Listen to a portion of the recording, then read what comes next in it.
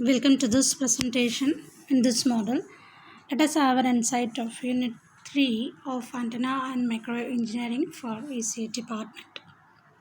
Unit 3 deals with the two-element array factor, pattern multiplication, uniformly spaced arrays with uniform and non-uniform excitation amplitudes, and small antennas. An antenna array is a set of multiple connected antennas which work together as a single antenna to transmit or receive radio waves. Several antennas can be arranged in space and interconnected to produce a directional radiation pattern. Such a configuration of multiple radiating elements is referred to as an antenna array. So, an antenna array is a set of two or more antennas. The signals from the antennas are combined and processed in order to achieve improved performance over that of a single antenna. This figure shows the array of antennas, that is rectangular array, and this is a linear array joined together. By changing the phase of exciting currents in each element antenna of the array, the radiation pattern can be scanned through the space. The array is then called phased array. And based on the geometrical position, the antenna arrays can be classified into three categories. The one is a linear array. In linear array, the array element centers lie along a straight line. And in planar array, that is rectangular array, the element centers are contained within a rectangular area, which we have shown in the figure. And in conformal arrays, the array element locations conform to a non-planar surface. And this diagram shows an example of conformal antenna array. And the main advantages of antenna arrays are its signal strength increases and high directivity can be obtained using the antenna arrays, and the minor lobes are reduced much and high signal to noise ratio is achieved.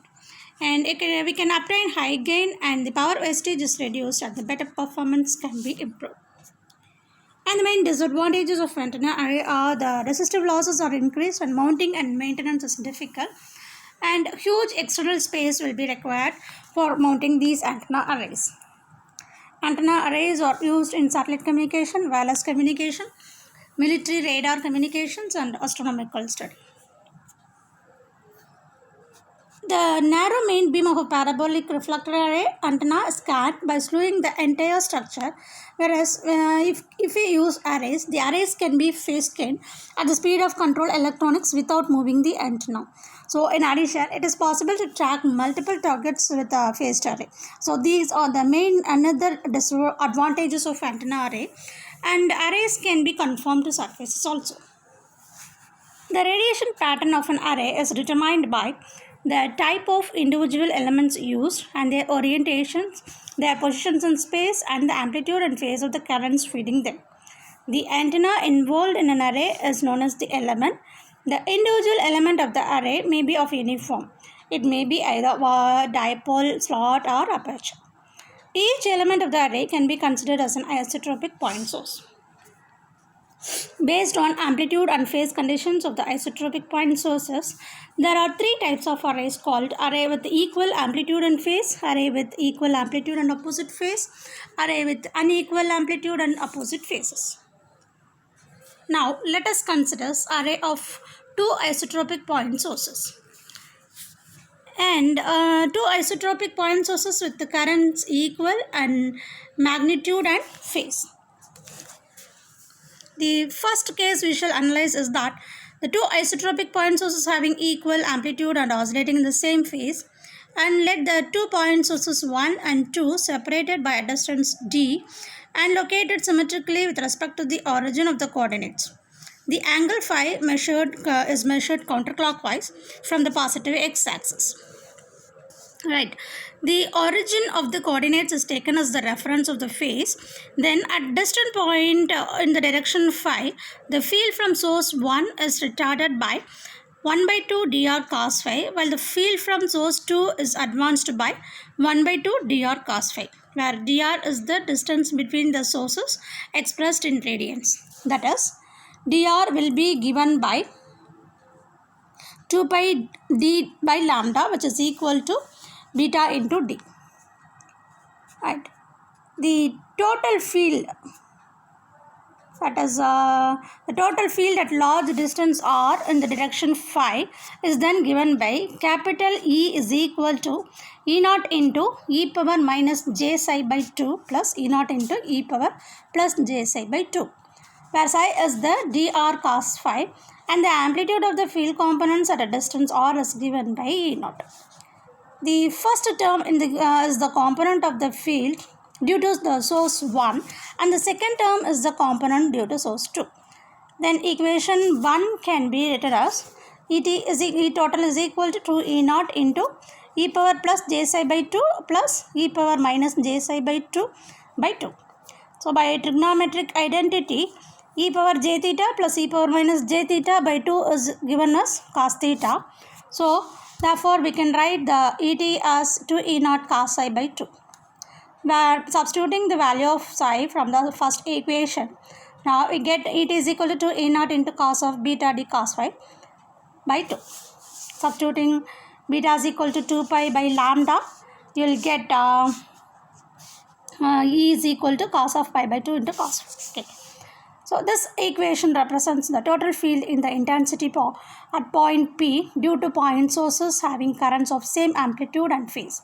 The total amplitude of the field at point P is 2 E naught while the phase shift is beta d cos phi by 2. And this result may also be obtained with the aid of the vector diagram. And the phase of the total field E doesn't change as a function of psi. To normalize this equation, that is making its maximum value as unity, and 2 E naught can be written as 1. Suppose that for the d is lambda by 2, then dr is equal to pi. Okay, the array factor is the ratio of the magnitude of the resultant field to the magnitude of the maximum field. Array factor is equal to Et by Emax.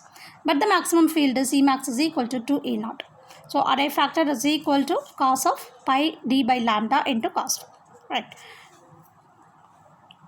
So the array factor represents the relative value of the field as a function of psi, defines the radiation pattern in a plane containing the line of array. Now let us derive the equation for maximum direction. So from the equation, the total field is maximum when cos of beta d cos phi by 2 is maximum. Then as we know that the variation of a cosine of an angle is plus or minus 1, and hence the condition for maxima is given by cos of beta d cos phi is equal to plus or minus 1. So let the spacing between the two point sources be lambda by 2.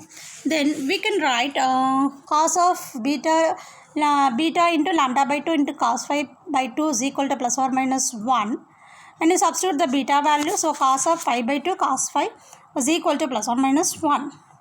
So pi by 2 cos phi max is equal to cos inverse of plus or minus 1. Therefore for the values of pi by 2 cos phi max is equal to 0, then cos phi max is equal to 0, phi max will be 90 or 270.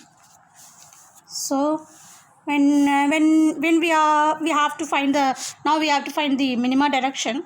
Again from the equation, the total field strength is minimum when this equation is 0, that is cos of beta d cos phi by 2 is 0. So when you substitute cos of pi by 2 cos phi minimum is equal to 0, because d will be equal to lambda by 2 and pi beta will be equal to 2 pi by lambda, and substituting these values of beta and d, lambda get cancelled and 2 get cancelled. So the pi by 2 cos phi minimum will be equal to cos inverse of 0, for which the values of 2n plus 1 into pi by 2, where n is equal to 0, 1, 2, etc. So if n is equal to 0, then pi by 2 cos phi minima is equal to pi by plus or minus pi by 2. Cos phi minima is equal to plus or minus 1. So phi minima will be 0 or 180. So as a reference, we can say that the cosine factor gives the amplitude or variation of E, and the exponential or angle factor gives the variation of value with respect to source 1 as the reference. The phase variation for the case of lambda by 2 spacing is derived, and here the phase angle with respect to the phase of source 1 is given by psi by 2 is equal to pi by 2 cos phi. The magnitude variation for this case can be shown, that is when the phase is referred to the point midway between the source and there is no phase change around the array, and it can be represented by this solid line, and then the observer at a fixed distance observe no phase change when the array is rotated around its midpoint, but a phase change is observed if the array is rotated with source as the center of rotation.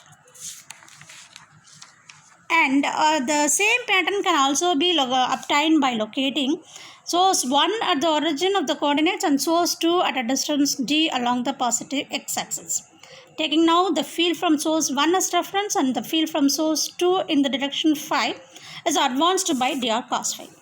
So thus the total field E at large distance r is the vector sum of the fields from the two sources, and we can write E as E naught plus E naught into e power j psi. Thank you.